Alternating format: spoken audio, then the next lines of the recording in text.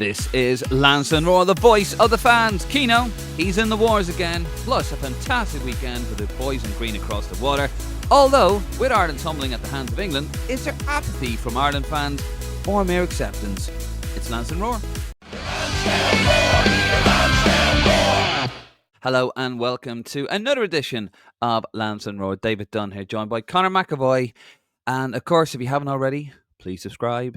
Hit the like button, hit the subscribe button, scan that QR code, head over to our Facebook, Instagram, and our Twitter account. And if you want an opinion and an audio version of this show, head over to lansdowneroar.ie. And of course, Conor McAvoy, doing God's work over on Twitter. Head over to RepTracker. That is at RepTracker over on Twitter. Not Blue Sky, Twitter. None of that Blue Sky nonsense here. And also... just before we get started as well, just a big thank you to some of our associates, we shall say. And there we are, the London Irish Centre, doing great work here in London. And of course, if you want a nice bite to eat and a good pint in North London, head over to the Cleddaraine, doing fantastic stuff up there. And of course, if you want to sponsor the page, head over to Ko-fi.com, buy us a coffee at Lansdowne Road. Not sponsor the page, just give us money, please. Labour's in power. They're taking all my money. Conor, how are you doing? Welcome to another edition. Conspicuous by his absence. No, Martin Prendergast. I wonder why. Might have something to do with what we're about to talk to today. Or talk about today, I should say. I'm all good though. I'm happy out. Been a good weekend for the Irish lads, which we'll get into. But certainly someone had a masterclass who put a smile on my face, so I'm happy. It was a good weekend. So I'm looking forward to speaking about today's show. It'll be an interesting one now, especially with no Martin here. He can't stick up for his little friend. Yeah, and we're going to get to that in a second. But yes, it was a fantastic weekend. Obviously, it was absolutely dreadful last week, the weekend before, but this weekend, fantastic. And we're going to get into that. And I'm surprised Conor is in the hospital, actually. I'm surprised you didn't combust, Conor, after the weekend of your little mate that we're going to talk to. But right, let's get into it. And of course, the biggest news in football, really, not even just Irish football, just football. Well, here's Roy Keane at Ipswich at Portman Road, doing the post-match reaction for Sky with Ipswich's 1-1 draw with Man United. Here he is talking to a lovely fan after the game. Pundit, you are a manager. Oi, when you come out of this ground here, you're in the car park. I won't be in the car park. When you in the car park. Calm down. Yeah? Just leave it. Just have it. I'll tell you what, he's lucky he walked away when he did with Jamie Redknapp storming in there, eh? What's he going to do there? Jesus Christ. Do me a favour. So that was Roy Keane remonstrating with a fan after the game. Of course, Roy Keane is probably a little bit persona non grata at Portman Road after a bit of a crappy period in charge of Ipswich. The Tractor Boys between 2009 and 2011 where, it was pretty bad. It was pretty awful. The man in question, he went on Facebook, actually. The man in question who roiled up Keane, here he is, Neil Fimbo, a hero of mine, quite frankly. New claim to fame, just been offered out into the car park by Roy Keane after a few choice words even. Jamie Redknapp had to come over to get him away. Just your average Sunday evening out. Big bad Jamie Redknapp. And he also made a few further comments on it. Neil Fimbo.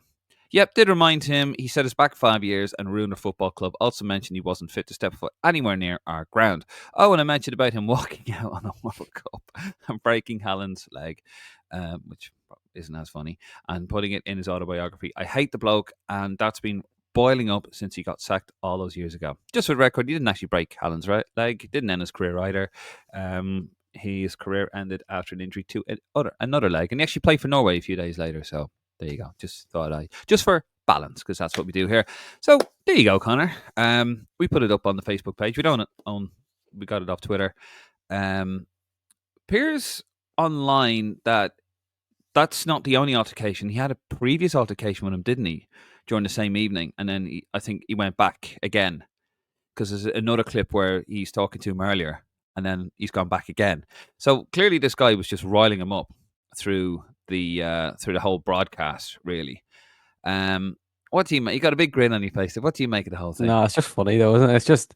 It's hard to go a few weeks without Keano controversy. Something always pops up, whether he says something controversial on TV or he gets in an argument with someone. I thought he was done arguing with someone after that time. When he took your fella to court and that whole incident happened, but I just say he finds it hard to stay out of it. Obviously, when someone winds you up, and especially when they hurt your feelings, when someone says how bad you were as a manager at Ipswich, it's gonna annoy you. Like, so, it's you can understand why he was so annoyed, but weird to offer someone out in the car park as a public figure that should be on TV, and that if you offered him out in the car park, if you turned up to the car park, we all know nothing would have happened because Keane's not going to do anything stupid. Like, his career would be on the line. Like, but it's a funny out of the situation. Like, it's got a few clicks online. People online are loving it, talking about how bad man Keane is, offering him out in the car park. But I tried to keep away from it as much as possible because it's just there'll be something else with Roy Keane in the next few weeks of he'll be fighting with someone else. Like, yeah, it is funny, but look, let's be honest. In my opinion, I think Keane knows what he's doing. He knows there's people recording, and it's this whole bravado. It's this image that he has of himself. That's his job. Just witty put downs, pithy comebacks. Keane's a very funny guy. Even when I used to watch this Stick to Football, I will watch this week's one. That's for sure. But it just seems very contrived these days. I mean, what's going to happen? Nothing's going to happen. I'll wait for you in the car park. What would you like? He's got CPs, which is a close protection officer. He's got CPs all around him. Nothing's going to happen. We know it's just complete nonsense. But the fans lap it up, don't they? They really love all of this. Like, they really buy into the whole Roy Keane. I'm not going to say myth, but they buy into the whole Roy Keane persona, don't they? The character of Roy Keane, the caricature, almost. It's like he's a movie villain, but he has his moments where he blows hot and cold. It's like when you see him on the podcast, you see the good side of him, the more normal, down to earth side of him. Where as we've seen the joke with Jill Scott last week, which was actually very funny. It's the funniest thing I've seen in a long time. Don't know if you've seen it, Dave. I did. And then you see the complete opposite side of him where he plays the villain. I don't know whether it's playing the villain or not, or whether it's just the heat of the moment. But it's like it's enjoyable to watch at times. It is, but then it's like, oh, not here. Here we go again. Every time it happens.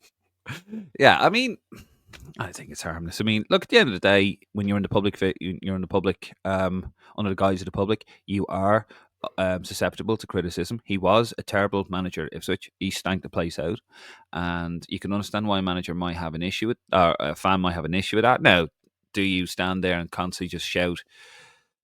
I have never met this guy, Neil Fimbo. Is that his name? Neil, is it? Neil Fimbo. I've never met him. Don't know. Couldn't even tell you what he looks like. But he strikes me as the kind of person, from what I've seen, that would probably just stand there and just like shout something at somebody until they, just constantly, which will get on your nerves. And I do understand. But, at the end of the day, when you're in the public eye and you're criticising other players, you're criticising other managers, unless they're your mate Ollie Gunnar Solskjaer, it's going to happen, isn't it? You're going to get stick, you're going to get abuse, and you just got to deal with it. But as I said, I don't think it was. I think a lot of it was just bravado. It was just complete. He's living up to it, Like it's just this caricature, which adds to the appeal of Roy Keane. Because if you read all the nobody is like it's one of those. What you expect with Roy Keane? What do you expect? You know what he's going to do. He's the fiery captain of Man United. 100%. It's like, even with the fan, like, I don't know, like, I personally could never do something like that. Go up to someone and start telling them how bad they were at this or that. Like, at the end of the day, he is. I know people like to say he's this big bad fella that nothing affects him. Like, that clearly something like that obviously rattles him, and he's still a normal human. Like, it obviously hurt his feelings. Like, I'd say no matter what, like, if someone's come up to you, Dave, after and said how bad you are on Lansdowne Road and how you ruined the channel, you wouldn't take it very well. So I can understand how frustrated he was, and it's probably, I don't know, like, would he have done it? And like, especially 5 minutes after it happened, you probably would have cooled down and you'd be back. I'd know what if he'd done any more punditry after that, but probably would help distract you, and you'd be like, oh, leave it. It's all right. Yeah, no, I mean, well, it take a lot more not to get me riled up. Trust me. I worked in a betting shop, and I've worked in entertainment security for a number of years. And football, believe me, I've had worse things said to me. But no, look, it's all silly. But yet again, it's the whole Roy Keane thing, isn't it? Like, people absolutely love him. They hang on his every word. Even Martin, I don't know what he was winding me up or not. He shared a clip, didn't he, in the WhatsApp group about giving out about Qatar. The World Cup shouldn't be here. Whilst he's in Qatar, collecting the money, he's giving like Gary Neville. Oh no, it's dreadful. We shouldn't be doing this, but yet you're there earning money. And he probably was treated like royalty there. He was probably getting the best treatment he's ever got at a football tournament. I'd say if you asked him now, his opinion probably would have changed a lot. Yeah, so we said, like the way I am with football, I find the whole thing cynical. I find the whole thing contrived. Don't get me wrong, Keane is entertaining. Look, we had Dunphy for years. I know, all jokes aside, probably a little bit before your time, we had Dunphy on the telly. He was a proper analyst in the early 90s, Eamon Dunphy. And he was a very good analyst. If you go back and watch a lot of his early stuff, he was brilliant. But then he sort of realized, well, the real money is being, I've become a bit of a caricature of myself. And that's what he did. And the stuff about Ronaldo was a cod, Gerrard's a disgrace. The impassioned plea for Roy Keane in 2005 when he was kicked out of Manchester United. So, I've seen this before. Except Dunphy was brilliant, and Giles and and Brady and the package with Bill, God rest them. So I just find it all very contrived. And Sky, the whole Micah Richards thing, with it's just all contrived. It's just and I think with football, where I've gone with it, especially with club football, we said off air. I just think any statement from a footballer. What was the one you said about Qatar? Who's the player that? Joshua Kimmich. Yeah, what did he say? Yeah, it was about if anyone remembers the World Cup in 2022 in Qatar. There was a lot of protest previously by the German footballers doing a thing about was their hands over their mouths thing in qualifiers and friendlies in the build up, and just when they got there in general. And then he's recently spoke, I think it was during the last international break, saying about how that he regrets it and that it was the best treatment they'd ever got at a World Cup and how enjoyable it was, and that he, as footballers, they shouldn't be political pawns in this sort of way. But it shows that they could just be told to do something to do it without even thought. And it's probably a bit like even like the poppy in a sense. Like we spoke to someone, Dave, that ex-footballer, who said he wore the poppy back in the day and he didn't even understand the meaning behind it.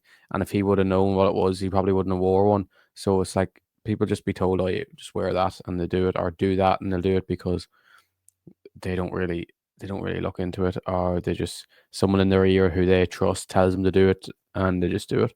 Yeah, and yet again, I find most footballers now, especially in the current day, I find anything they say to be quite morally bankrupt. Like, there's no, I don't find any sincerity with anything. You saw that with England, and with all the teams at the World Cup, actually, and they're giving out about LGBTQ rights and that kind of thing. And they said, right, we're going to wear this armband. All right, we're going to give everyone a yellow card. Oh, it was like Jordan Henderson, isn't it?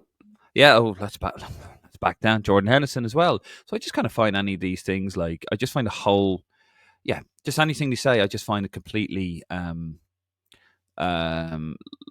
There's always an angle. There's always an angle. There's a money angle. There's a PR angle. There's a sponsorship angle, which is money. I just find the whole thing contrived, and that's why I'm a bit like the whole Keane thing. Meh.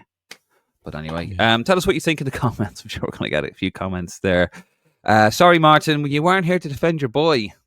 Maybe that's why he's not on, but who knows? Right, we're going to move it over to Oibig. You ready for Oibig? Time to shine. Right, as always, we've added a few new ones here. Conor, if I missed anything, please feel free to correct me. He's our Oh, I will. No, I will correct you. No, you will. Right, let's get into it. Let's start with the goalkeepers. Caoimhín Keller, 90 minutes and a 3-2 win over Southampton. Go on, Caoimhín. Unused sub Mark Travers again for Bournemouth. Max O'Leary, 90 minutes and a 1-0 loss to Burnley for Bristol. And new boy Josh Keeley, 90 minutes and a 0-0 draw with Stevenage. And he plays for Leyton Orient. And of course, Gavin Mazzoon is still on the sidelines. Or Mark Travers. Poor Mark Travers getting completely done over. I don't know if you've seen what Bournemouth fans are saying, but they're very unhappy about the situation of Kepa coming back in over him and Kepa playing over him. They all feel Travers is way better. He hasn't done anything wrong. No. He hasn't done anything. I know when you bring someone in on loan like Kepa and there's probably obligations to play him and stuff when he's fit, but it's just he is a mistake in him every week or do something head loss, and Travers is just he's a very good keeper. Yeah, I don't know who he's angered in a previous life, but that lad has no luck whatsoever. Genuinely has none. Yeah, no. Has none. Onto the defenders. Seamus Coleman still out injured. No sign of him for Everton. Dara O'Shea, 90 minutes and a 1-1 draw with Man United. Ipswich Town, man of the match too. Nathan Collins, 90 minutes and a 0-0 draw with Everton. Liam Scales, unused sub for Celtic's win. Shane Duffy, 90 minutes and 2-2 draw with West Brom. Mark McGuinness, 90 minutes and a goal in a 1-0 win over Hull City for Luton Town. Cal McDowd, 90 minutes and a 1-1 draw with Chef Wednesday. Matt Doherty, 3 minutes, 2 weeks running for him in a 4-1 win over Fulham. Jacob Bryan, still an unused sub for Everton. Must be looking for a loan in January. Ryan Manning, an unused sub as well for Southampton. Andrew Amabamidadi still out with a patella injury, I should say. Robbie Brady still out injured as well for Preston. Jimmy Dunn, 90 minutes and a 1-1 draw with Stoke. He played as a right back for QPR. John Egan, he got 5 minutes in a 1-0 win over Bristol City for Burnley. Aaron Cashin, 90 minutes and a 1-1 draw with Preston. He plays for Derby. Samuel Garcia McNulty, 90 minutes and a 2-0 loss against Ajax for PEC Zwolle. Will Ferry, 90 minutes and a 1-1 draw with Rangers for Dundee United. See the way I got Anselmo's like that? I was actually worried about that. I thought, did I give myself enough time? No. Any thoughts there on the defenders? I don't know if did you watch the Man United against Ipswich game? I thought Dara O'Shea was absolutely brilliant. Probably the man of the match. Didn't he? They gave it to Amad Diallo, but I know he got the unbelievable assist at the start. But over the course of 90 minutes, I thought Dara O'Shea was top class, and he's getting his just rewards by fans. And I believe Nathan Collins had a big game as well at Everton as well, continuing what's been a brilliant season as well. So it's good to see, and especially now that we've added a few more lads in there in the defenders, it shows there is a lot of depth in that position, and hopefully it'll continue growing. Lads start to kick on at a higher level. Absolutely. Let's move it on to the midfield. Josh Cullen, 90 minutes and a 1-0 win over Bristol for Burnley. Jason Knight, 90 minutes in a 1-0 locks. Burnley loss. Jason Maloney, 90 minutes in a 2-2 draw with Norwich. Finn Azaz, 90 minutes, 2 goals, 2 assists, and a 6-2 win over Oxford. Big shock to you there, Conor. Andy Moran, he is injured at the moment for Stoke. Jack Taylor back in business, 25 minutes and a 1-1 draw with Man United. Good to see him. Jamie McGrath, 85 minutes and a goal in a 2-1 loss against St Mirren. Will Smallbone, he is still out. Cousin Will. Alan Brown is also out. He's having a lot of injury problems for Sunderland at the moment. Mark Sykes is also out with an injury for Bristol. Luke Connell, 87 minutes and a 1-0 loss against Wigan, the Barnsley captain. Boston Lawal, he is out injured, but he's back on the grass. The pitch, that is. For Stoke City. Conor Coventry, 90 minutes and a 2-1 loss against Huddersfield. He's also at Charlton. I believe the Charlton captain as well. Is he the Charlton captain? I'm not sure, to be honest. He's not been there that long. He only joined last summer. So I don't know. Maybe he does captain the odd time, but I don't think he's the permanent club captain. Well, he might be. I don't know, to be honest. Rep tracker, folks, if you want to. So go on. Tell us what your boy Finn has. Go on. Was he playing at the weekend? But, as I like to say, Mr. David Dunn, don't doubt me. Don't doubt me. I've been saying that Finn Azaz is our best number 10 option for the last 2 years, even since he was playing in League One with Plymouth, that we had to fast track him into the senior squad, and he had to be there. And he had a brilliant season last year at Plymouth until January, and then moved to Middlesbrough. Took him a while to settle. Now this season he's been unbelievable. He's the best player in the championship at the moment, and he's starting to get his praise online from even when you see opposition fans saying this fella is an absolute joke. In his last 3 games, 8 goal contributions, 4 goals, 4 assists. And it's not even just luck; it's some of the stuff he does on the pitch. It's just magic. And the Irish midfield has to be for heading into March. He has to be playing as the number 10. It's ridiculous not to have someone with that just creative spark, end product. He can do everything, take set pieces. I don't know. There's no reason why he shouldn't be playing for Ireland as our number 10, especially when I know March is still a few months away, but hopefully he can keep this form up as the best player in the championship, and he's getting his just reward at the moment. You can tell he's works hard, just wants to play football, doesn't really use social media. So it's good to see, especially when I've been praising him for the last couple of years, saying that how good he is. It's good when you're finally right. Yeah, I mean, he is running amok, isn't he? I think the last game he played for Middlesbrough, he got 2 goals and an assist. Yeah, he did, yeah. So, yeah, this boy is he's the real deal. He's got fantastic talent. And, yeah, it's fantastic to see. Hopefully now, we'll talk a bit more about it in a few minutes, but in our playoff against Bulgaria, he features. Good to see Jack Taylor back, by the way. It's good to see him back. It's a big boost. Yeah, he was excellent for us against Greece. And, yeah, just really could have done with him in the last win, though. But, yeah, no, fantastic. And hopefully hitting the right amount of form now and over the next few months. Right, attackers. Ferguson, 4 minutes and a 2-1 win over Bournemouth. Troy Parrott, 90 minutes and 2-1 win over Sparta Rotterdam. Adam Ida, 15 minutes and 2 goals in a 4-1 win over Hearts. Tom Cannon, 90 minutes and a goal in a 1-1 draw with QPR for Stoke. Sami Smotic, 65 minutes and a 1-1 draw with Man United. Vesti Abasela, suspended, but he will be back for the next game for Watford. Casey McAteer made his Premier League debut. Start. 91 minutes and 2-1 loss over Chelsea. Mikey Johnson, 70 minutes and a 2-2 draw with Norwich. Chidozie Ogbeni still out injured. Callum Robinson, 84 minutes and a 1-1 draw with Sheffield Wednesday. Michael Obafemi, 79 minutes and a 2-2 draw with Watford for Plymouth.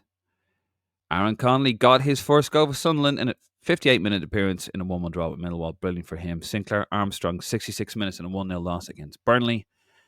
And Tyler Goodrum, 90 minutes and a 6-2 loss. That 6-2 loss against Middlesbrough for Oxford United. Yeah, he got an assist, actually. He got the assist for their second goal, I believe. Which is... Tyler did? Yeah, he did, yeah. Okay, when I was checking, it was just like... Yeah. It's like dots and... Spin his ass everywhere, and you just see, oh my God, he's the best player I've ever seen in my life. Jesus. No. Yeah, but... really, Evan Ferguson, obviously the talking point. There's chatter amongst the pigeons that he's looking for a way out of Brighton. Look, that's come from somewhere. Yeah. You know, whether it happens. I think or not. I don't know. I feel like it's just more just agent talk, trying to put pressure on the manager. It's like it's not fair on the lad that he's only getting these minutes because he's literally done nothing wrong, and he's a top talent. I know Danny Welbeck is in the form of his life, but it's just frustrating when you look at it to see 4 minutes, and it's like there's obviously nothing more he could really do. He just has to hope that Danny Welbeck has a bad game someday, or he doesn't score, and the manager says, "All right, we'll put you on," and then he scores. But he scored the last time he done that. He got meaningful minutes, and if he's got his scope, but it's like no matter it feels like at the moment, no matter how much he does, how well he does, or how many he scores, Danny Welbeck plays over him. Yeah, and there was talk, wasn't there, that he's looking at a new formation, playing 3 at top with Welbeck and 2 other lads, and it's hard to see where Ferguson fits into that. I think. Do you think that a manager has to respond when you have somebody with potential like Evan Ferguson, and he's potential, right? And he's great potential, and I like him. I do like him. Now we lambasted him a little bit last week over some of the bad parts of his game, but that's youth, that's an experience. It's that you can iron that away, but when you're a manager and you have somebody with such potential like Evan Ferguson, surely it's your duty to take care of that and to show care for a talent like that. And don't just give him 4 minutes every now and again. You got to give him a bit more. Especially when you're that young, it's the most frustrating thing. It would be sitting on the bench not getting the minutes you want and wondering to yourself why you're not playing. And he's probably been told that you'll get your chance. It's a duty care. Wait, but it's like he'll get more and more frustrated now if this continues on, and the longer it continues on, the more it'll get in his head. And when he comes on, he won't be in the right frame of mind to make that impact that he wants to make. But hopefully, this is just a learning curve for Ferguson at the moment, and that he can get past this, because we all know how good he is. it's ridiculous that he's sitting on the bench. I know I've seen teams like Fulham, Leicester linked to him at the moment for a loan move in January. Like if he was going to go on loan in January, I wouldn't be against Fulham if this sort of thing of playing 5-10 minutes and no matter if he scores or not, doesn't get playing, or no matter whether he scores or not, implies that he won't start. I wouldn't be against him going to Fulham on loan. Fulham, I think, would be decent because they actually play all right stuff, and they probably like we've seen Jimenez has had a good season to start with them, but I'd imagine they'd much rather Ferguson. I couldn't imagine though him going to Fulham or Leicester. They'll want him, of course they will. However, if you're Brighton, you think no, I'm not going to give you a player that's I'm not going to give it one of our star prospects to a team that, unless you don't rate him, to a team that's in direct competition. Maybe relegation side, somewhere way down there, like a Leicester, who I think are rooted bottom of the table, just sacked the manager as well, Steve Cooper. I don't think they're in. Are they in the relegation zone? Oh no, sorry, they're just out of it, aren't they? Yeah, sorry, yeah, Southampton are bottom. Yeah, sorry, and I think Strange Ipswich sacking. are. Yeah, and he still sacked them, which is crazy, Steve Cooper. But no, it's an interesting one with Evan Ferguson. But I don't know. I can't see him going. I think, if you're the owners of Brighton, you don't really want to tell the manager what to do. But they must be looking at that a bit concerned, thinking, look, we need to, we're going to sell him for 60, 70, 80 million. Hopefully. He was meant to be the £100 million player that they were going to sell on, and whatever reason, I know injuries don't help, but like it's just like it surely has to play more than what he's playing at the moment. Yeah, I mean, we'll see what happens. But yeah, I reckon if he doesn't move by January, he'll probably get a move somewhere. But on another Brighton fella, it's positive. On ex-Brighton, Connolly, great to see after all he's been through with leaving Hull in the summer and his problems he's had and going into rehab and getting his head down again and coming back in, and clearly he earned a contract to Sunderland and then scoring an absolute wonderful volley at the weekend. It's good. It's great to see because after all he's been through, and he's probably got the most abuse I've seen for an Irish footballer online, not in terms of volume, but just every single comment you'd see Aaron Connolly. It's Aaron Connolly's a waster, Aaron Connolly's this, Aaron Connolly's that. Don't play Aaron Connolly. No one wants him. And to see how he's turned it around now to getting back in, and now he's become a starter at Sunderland before even scoring. So he's obviously clearly making an impact in training, working hard, and he's clearly in the right frame of mind that, especially now, scoring goals, why can't he work his way back into the Ireland team? Especially the fact now he's not necessarily just a central striker. He can play off the left as well, something we only have with Mikey Johnson. Really, I know Smodics plays there, but it's not really a thing of running at players sort of thing. Doesn't come naturally, but Connolly has that pace and ability to drive with the ball. So it's great to see what he's doing at the moment. Yeah, no, I mean, and just obviously we were a bit tough on him as well, the podcast, but we didn't know. I'm just not an apology. It's just we didn't know. He just gave the impression that he didn't really care. But now he's come out and he's gone, yeah, actually, this is what was going on, and I was struggling with this, I'm struggling with that. And I think, unfortunately, you think, well, it's no one's business, but it kind of is, really, when you're a public figure and, this is going on. People don't understand, think, are you just like a waste of space? Or, and then he's come out and said, actually, no, I've got stuff going on. And you go, oh, okay, fair enough. And he's come out, he's held his hands up, fair play to him. And now, obviously, people are like, okay, we didn't know you were going through this. We wish you nothing but the best of luck.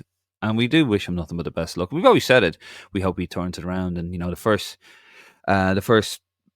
I suppose, way of doing that is literally just acceptance and admittance and say, yeah, I've had this issue and now I'm fighting. And everyone's like, brilliant, best of luck to you. And the best of luck to him. Hopefully we'll see him back in the Ireland team.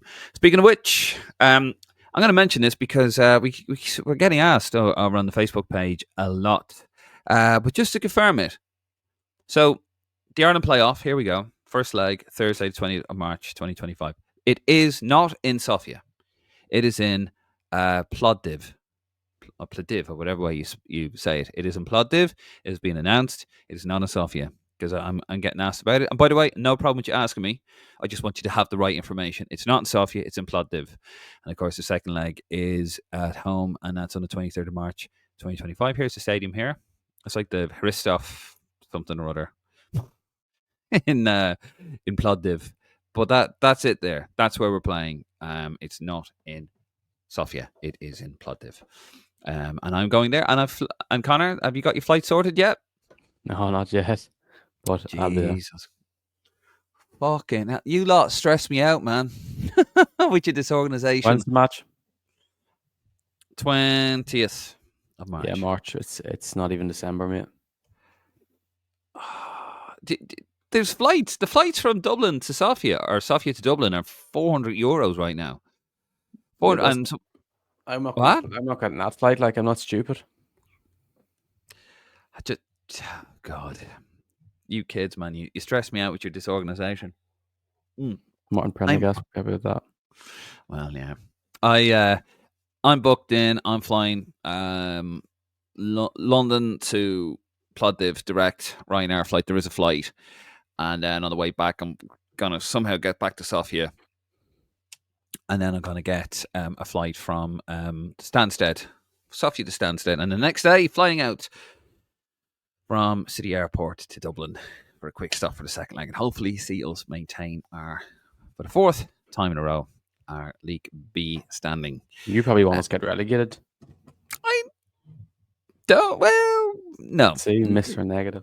Not negative. It's just like I'm kind of done with it. You know, we just keep. Would you stop? Well, okay. What difference does it make? Like, because you was, I'm done with League B, but sure, it's different teams every time. I think it'd be a massive kick up the hole to now. We're going to talk about this now here, right? So I'll be getting messages as well during the week, and this is what very late last night I prompted you. Why don't we talk about this? Is there apathy or just mere acceptance amongst Irish fans right now? So we lost 5-0 to England last week, as we know. That hasn't been. Have you felt the outrage? I haven't felt any outrage over it. People don't really care. I don't know whether it's people that are just sick of this Irish team. They're sick of. They're not surprised, or they feel the fact that. I feel it's more the fact. A lot of people seem to be. It's a mixture of people being like, "Oh, we're dreadful. I don't care," or it's a thing of, like, we were playing very well, conceded a soft penalty, and that ruined the game. It's like, what can you do against a team like England with 10 men in Wembley? Yeah. But I think that was probably the main response I seem to think was we seen a lot of positives in the first half, and it's like, can we build on them? I think it's more of I think people are giving Heimer a lot more leeway than they have with previous managers. Let him take his time, let him build. Even when Kenny first came in, I know it took we started slow, and a lot of people turned on him, especially the media. Oh, Luxembourg. Not really, not the written media, more the TV pundits turned on him straight away. So I think with Heimer, people, if that happened with him, people would be like, just give him time. Look what he's inheriting. So I think with Kenny, a lot of the pundits turned on him because we're friends of Mick, played under Mick. And also, I think as well, he wasn't in any of their cliques. He was outside the circle.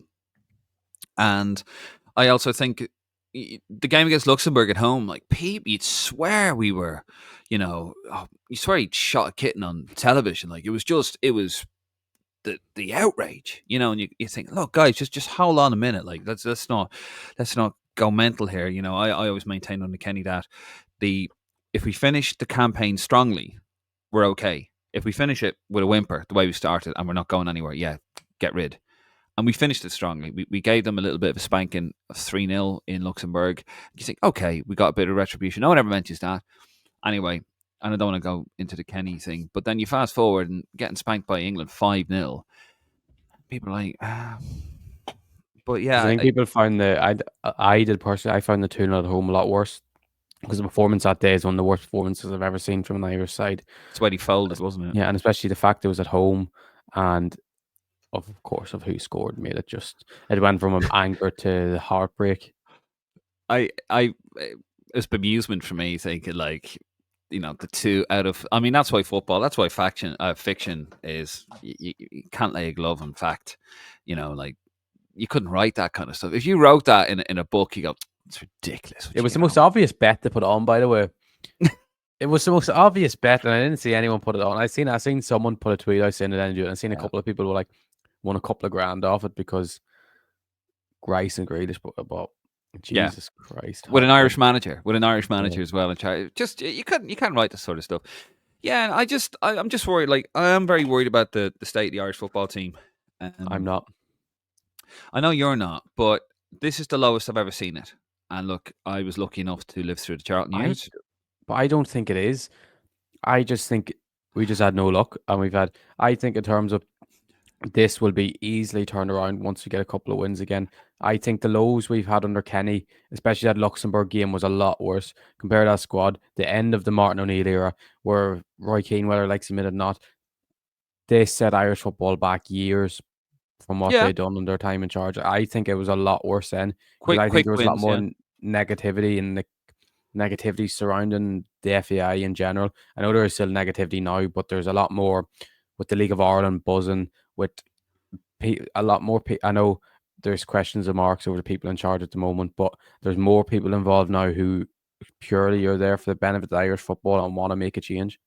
No, I agree with what you're saying there. I think 2018 was quite a low ebb that last year. People forget that, because it's 6 years gone now, nearly 7 years. That was really low. I remember going to the Northern Ireland game at home. It's my first home match in years. And the reason why I didn't go wasn't because I'm not going to support them. No, it's just I didn't have the money. I was, I couldn't travel over. Didn't have the money. Didn't have the headspace for it.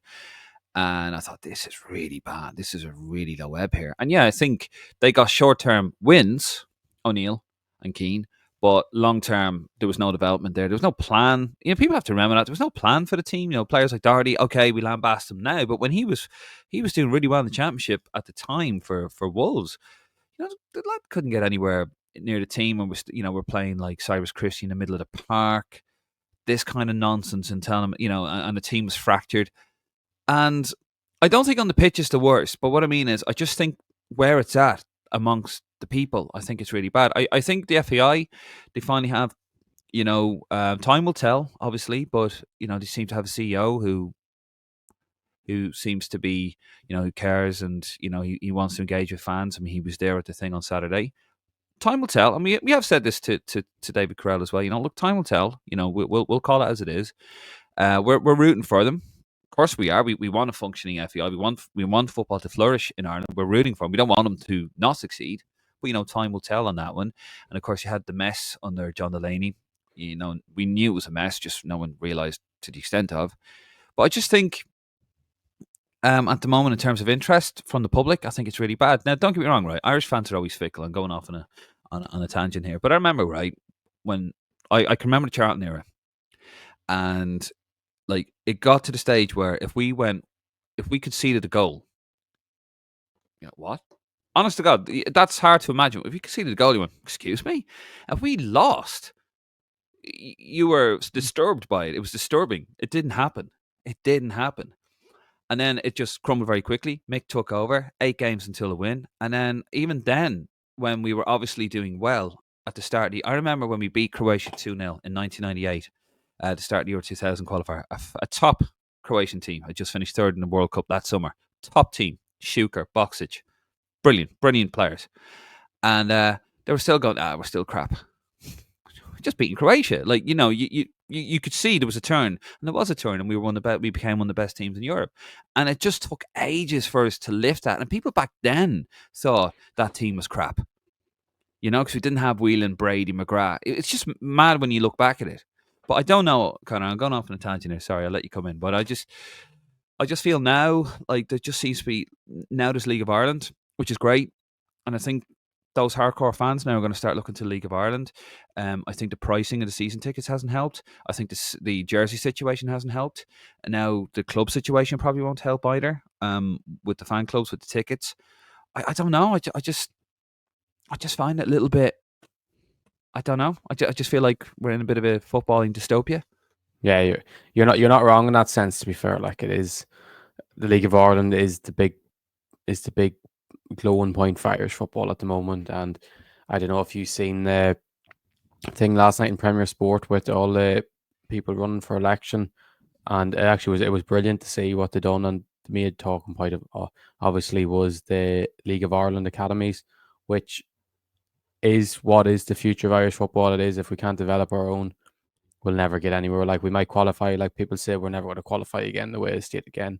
Like we have the players to qualify for a tournament, but it's like, have we the players to qualify for a tournament and compete to get out of a group, or is it a Euro 2012? I know Euro 2012 we were in a group of death, but is it going to be that sort of situation where we go and we're just there and we don't win a game, we look like we're completely out of sorts? But it is disappointing to see the way little things like season tickets are, like fan clubs are upset what's going on. But I do think we have a decent core of players there that, as long as we get a bit of luck on this draw, like just don't give us grease in pot 2. Like I don't really care who we get in pot 1, to be honest, because anyone really in pot 1 we can get a draw against at home, to be honest, or possibly a win, as we've seen with Germany before. But it's the pot 2 team that realistically you'd need to beat home and at least get a draw away.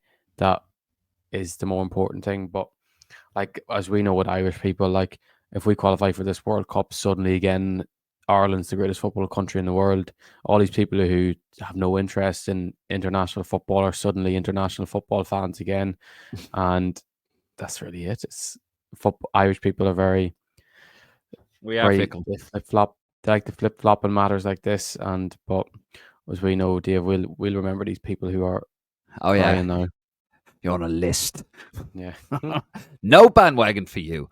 No. I mean, look, it is what it is. And we are the Straight Talking podcast, so, deal with it. Right, we're going to leave it there. Tell us what you think, by the way. Do you agree with those comments? Let us know, and we'll talk about it on the next show. We're not sure where the next one will be, but it will be probably before the weekend's out anyway. We're still in a bit of live flux. show as well. Hopefully a live show coming up as well. And a definite live show we are doing, by the way, folks. We are going to be live. We're going to do a watch-along for the World Cup qualifying draw. That's on Friday. Friday the 13th of December. Will it be a horror show for the boys in green? The look we've had recently, it probably will be. We'll probably somehow get England, Greece, and it's not possible. Or is it possible? I don't know anymore. It's just so convoluted now. It can be so difficult to follow these days. But anyway, we're going to leave it there, folks. Thank you very much for watching. Conor, thank you very much as well. No, Martin, well, I'm sure we'll have him back. I'm sure he'll have a couple of things to say about what we said about his boy Roy Keane, and that will be on the next one. If you haven't already, folks, please subscribe to the YouTube channel. We are trying to grow that. Do scan the QR code. Head over to our Facebook, Instagram, and our Twitter. If you want an opinion and an audio version of this, head over to lansdowneroar.ie or wherever you get your podcasts. And of course, Conor, if you want to keep up to date on the future of Irish football and the present of Irish football as well, head over to @RepTracker on Twitter, @RepTracker, not Twacker, Tracker on Twitter. Anyway, we're out of here. I'm David Dunn. He is Conor McAvoy. Come on, you boys in green, and come on, Azaz.